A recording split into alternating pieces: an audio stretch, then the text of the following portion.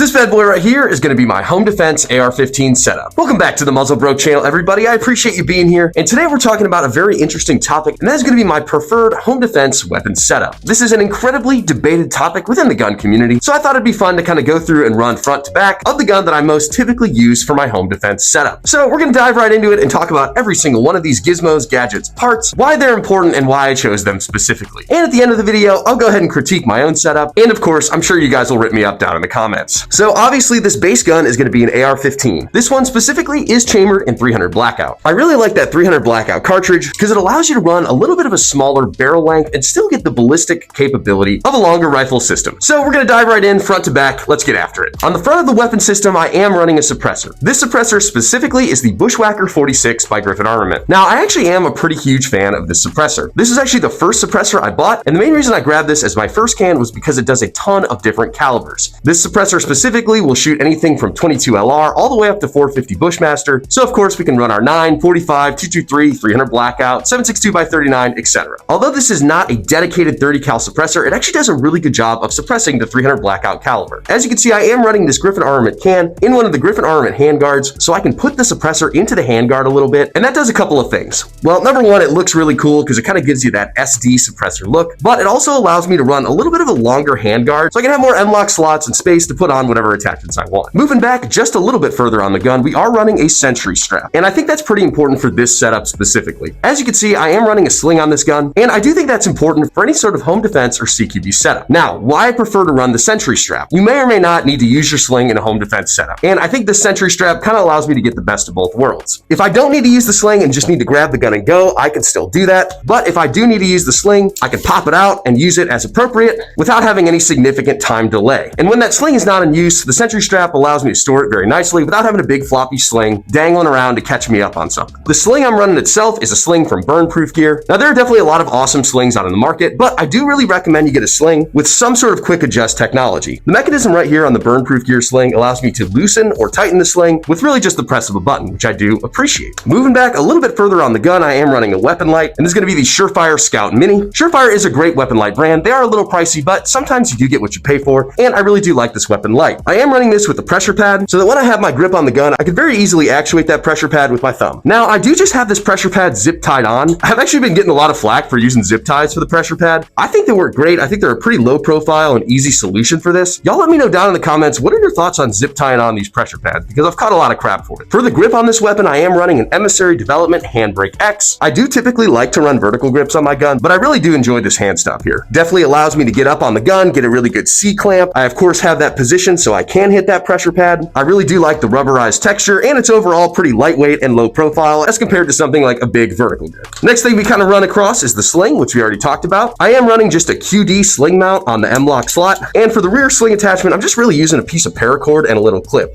Again, I just found that that's the solution that works for me. There are plenty of awesome QD stocks that you could get too. I'm just not running that on this gun. So before we get to the receiver of the gun, we do have to address the barrel length and caliber. Again, another highly debated topic here. I did mention earlier that this AR15 is chambered in 300 blackout, and I'm not going to say that's the end-all be-all caliber for home defense, but for me it does work really well. I have a lot of comfortability with the 300 blackout cartridge. I feel like I could shoot it very quickly and proficiently, and having a 30 caliber round really does give you a great ballistic coefficient at the end result, even with a shorter barrel. So addressing the barrel length, I am running an Aero Precision 10.5 inch 300 blackout barrel. For me, I like the barrel length. With the 10.5 barrel and the suppressor, this whole gun actually ends up being about the same size as a full length 16 inch 223 AR15, which again is a size and weight that I'm just very comfortable with. Just doing some preliminary research before I put together this build, I was essentially finding that a 300 blackout out of a 10.5 barrel is going to have very similar ballistic coefficients to a 223 round out of a 16 inch barrel. So again, with that 300 blackout cartridge, I kind of feel like we're able to get the best of both worlds. We have a big 30 cal round that we're able to shoot out of a shorter barrel and get pretty good ballistic coefficients. Okay, so that's my 300 blackout rant. It's a great cartridge. I enjoy it, but let's move on. For the receiver of this AR, I actually am running a Spikes Tactical Lower receiver. I've had this receiver for 3 or 4 years. It's done very well for me. No big gripes with the receiver, and I think it was only about 120 bucks, so not incredibly expensive either. Finishing out the receiver, I'm just running a mil-spec mag release. I did actually end up experimenting a little bit with some extended mag releases, but I didn't really like them personally. For me, my index finger is able to hit that mag release very well without breaking my pistol grip or putting me in any funky positions when I'm running and gunning and doing reloads.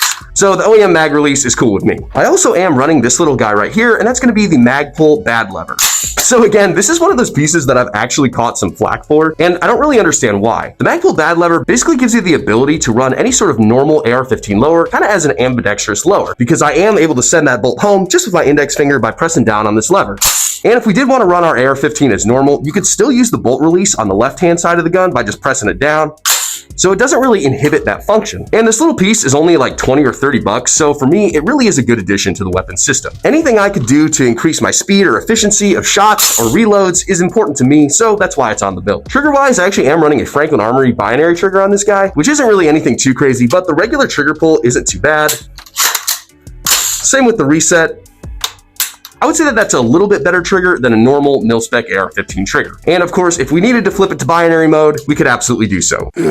Oh, sorry, didn't see you there. Just doing my RPK curls. And I know we're talking about the best home defense AR-15 build today, but there's something arguably even more important than your gun build, and that's your body build. Physical fitness is not only important so you can hold up and shoot awesome guns like the RPK here, but is also going to be incredibly important in any self-defense situation. And if you guys are looking to get a little bit more physically fit, go ahead and check out the sponsor of today's video, Pariah Group. The fitness program from Pariah Group is developed by an infantry veteran that's actually been in the making for the past 4 years. Their Rise Above fitness program not only gives you some awesome workout routines, but also some really helpful information on nutrition, supplements, and even some ways to improve your mental health. So if you guys want to get jacked, or if your girls have been feeding you too much and you put on a little bit of a gut, go ahead and check out the Rise Above fitness program from the sponsor of today's video, Pariah Group. Next, we kind of have a little nuancy piece, but I do think it's important. I have this little piece here that's just going to lock our trigger pins in place so they don't walk out on me. Have I ever had that problem in the past? No, I haven't. But again, I think I picked this piece up for like $3 or $4, and just to have another extra level of security that my trigger's not going to fall out on me, it helps me sleep a little bit better at night. And finishing out the lower receiver, I am running a Magpul MOE Plus pistol grip. Again, nothing super fancy, but I do really appreciate the rubberized grips. I do feel like it gives me a little bit better purchase on the pistol grip and helps me from slipping around. Now mags, you could switch out very easily. I'm just running a normal Magpul mag. All right, let's move on to the top. I actually am running a really nice set of iron sights on this bad boy, and those are going to be the Magpul Pro iron sights. I obviously have one in the front and this rear guy as well. I really do actually enjoy these flip-up irons. I do think they're very easy to pick up.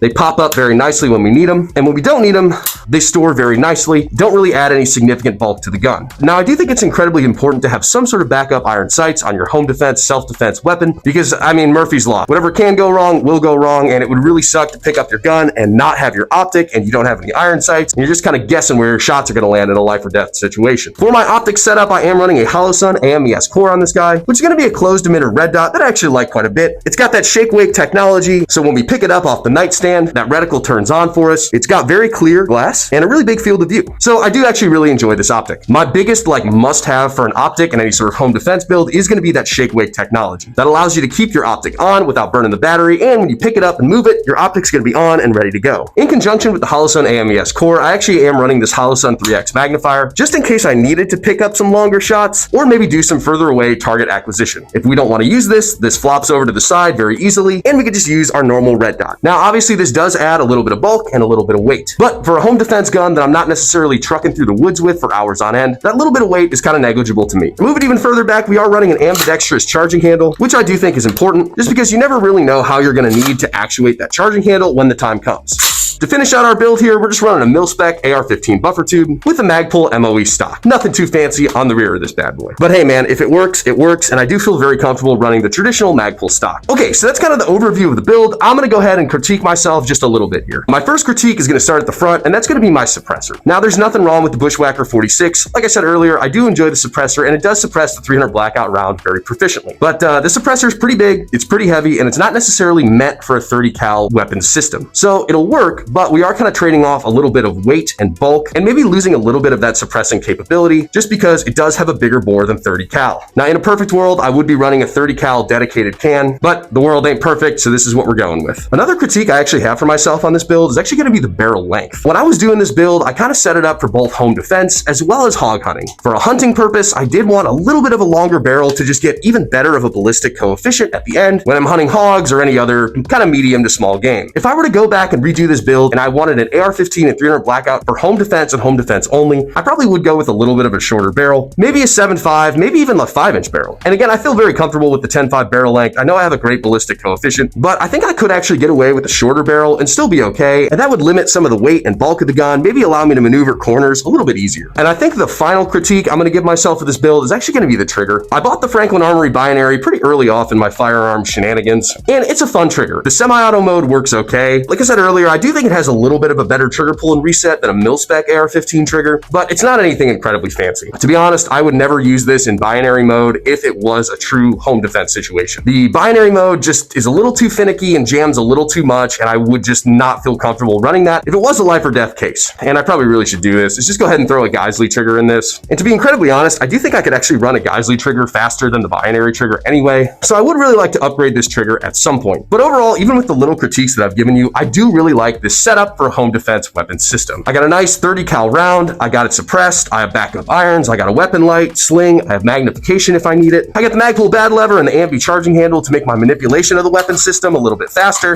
And most importantly, I'm very well practiced with this gun. This gun, along with my Glock 17, comes with me to every single range day that I have. So I'm absolutely always getting reps, practicing reloads, and doing different drills to just make me really comfortable with this weapon system. And to be honest, that's the most important part of any home defense or self-defense gun, is just being familiar and proficient with the weapon. But y'all let me know down in the comments, what do you guys think of this home defense build? What do you like? What would you change? And what are you guys running for your home defense setups? I do really appreciate you guys watching this video. If you could do me a favor and subscribe to the Muzzlebrook channel, it does mean an absolute ton to me. I've been having a ton of fun with this channel, and there's lots of awesome things to come. We're actually doing some gun giveaways here in the very near future, so make sure you're subscribed because you don't want to miss that. All right, thanks for tuning in, and y'all have a great week.